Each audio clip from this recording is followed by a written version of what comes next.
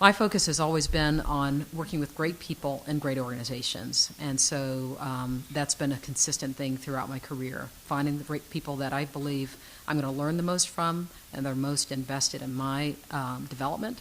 And then second of all, finding organizations that are truly great and have a really clear mission, a really clear focus, and are very driven to be ambitious in the work that they're doing. So I think those are the two things that I've tried to do consistently. And so my career has zigzagged from corporate and then to starting my own firm and then into the nonprofit sector, because as I really reflected on the work I'd been doing, I really wanted every day to count towards making society better. The two common threads for me were working with people I respect, who I could learn from, and the mission of the organization, or the team that I was on. So I wanted to go to work feeling like I was using my skills and I was making a contribution.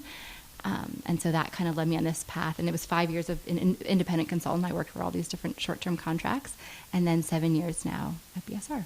So there's really a wide variety of experiences among my colleagues, and I think that's one of the things that makes it a great place to work, is that you know there are people down the hall who have done things completely different than what your experience has been. So I always feel like I'm learning a lot, not only from my colleagues but from my clients.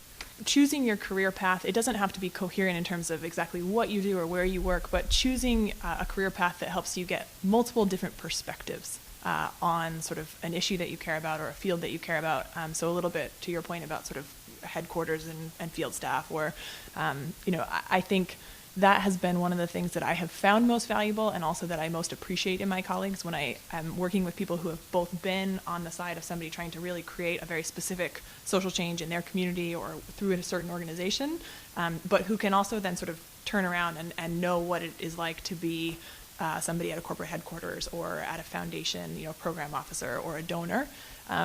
So I think it matters less specifically what you do to get those different perspectives, but being able to take multiple perspectives is critical.